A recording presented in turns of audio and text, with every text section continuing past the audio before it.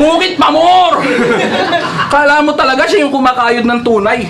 Kaka-vlog mo, asawa mo, nagre-reklamo na sa umay. Babe, sawang-sawa na ako, puro manok na lang at gulay. Sagot niya, ganun talaga ka-planet. Welcome sa simpleng buhay. From comedy, naging pangkabuhayan yung content. Inaanyari bro. Simpleng buhay daw kasi.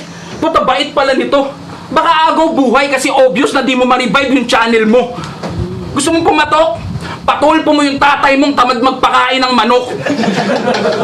Kasi di daw makukulong si J. King kung ginaya diskarte niyan. Ano ba diskarte pinagmamalaki mo? Mag-welding ng bubong nila Shernan? Oh, pinagpagawa ka ng bubong. Binlag pa ni Abnoy. Ni wala kang ideya na pinagtitripang ka ni Manoy. Sip-sip ka daw kasi. Ang pangit ng galaw mo, boy. Dikit ka ng dikit, pinag-welding ka tuloy. Nabasa ko yung post mo noong nakaraan. Wala ka sa hulog, sabi mo. Tama ka ng iyong hinala.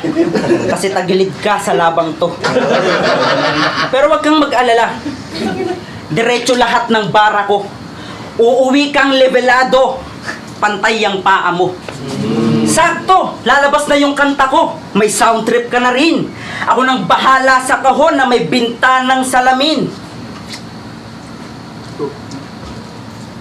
Sapat na siguro yun para sa katahimikang mataimtim. 25 anyos parang tupak hanggang alaala ka na lang din.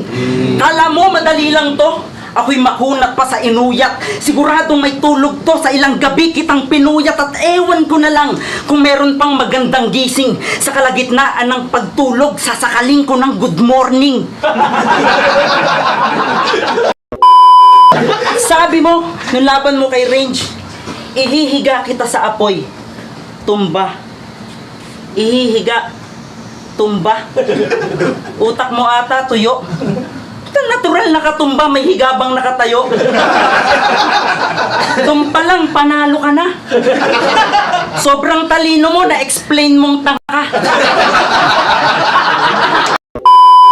Umalis ka!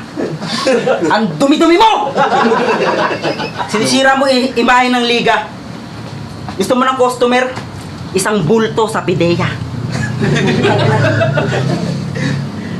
Papaalam ko lang sa'yo, minus points yan kay Ari.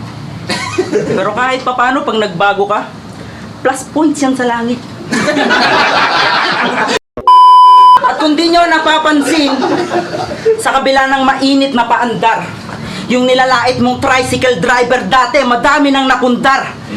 Kaya maraming salamat, boss, sa mga binigay mong puhunan.